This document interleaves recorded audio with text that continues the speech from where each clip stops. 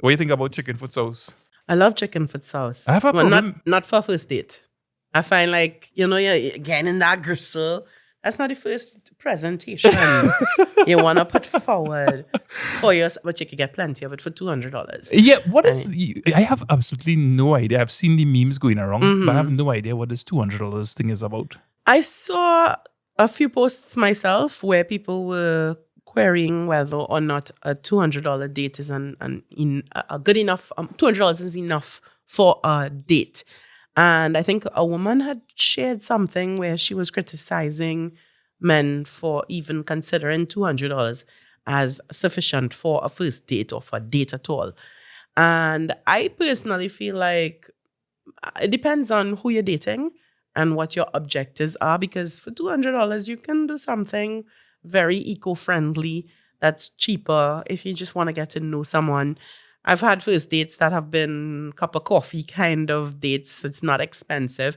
And remember, for a first date especially, it's an introduction. It's not something serious. But if as time progresses, you build into something where you want to spend a bit more money, you want to splurge, I can understand that as well. However, there are some people who, out the gate, that's their standard. That's what they're accustomed to.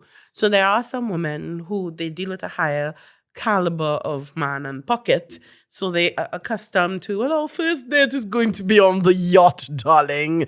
Come on over. And they're accustomed to that. So it's very difficult for them to see, well, hey, I'm accustomed to high-end restaurants where I'm having the gourmet dishes and the steak and the sushi, and they're accustomed to that. And then some fella, here, go and get doubles. To what? Let's get it. What? It don't compute. So you just have to know, at least for me, what you want out of a date.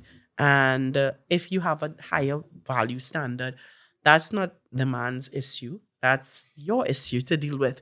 Deal with the higher caliber men.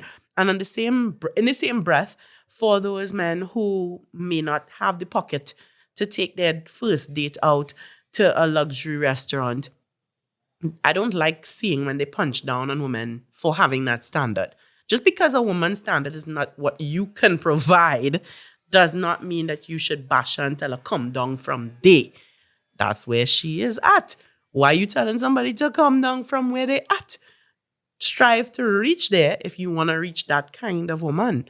If you know all your pocket could really afford is a woman who's comfortable with getting a bag of Pelori and a double palms, cool, good for you. Go for that. That's all.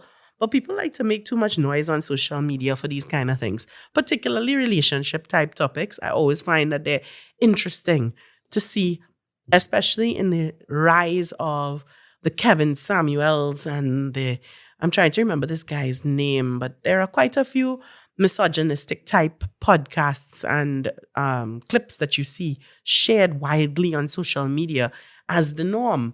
And I fall in that bracket, Lyndon, where I am exactly what these misogynistic men don't seem to like, because I am plus sized.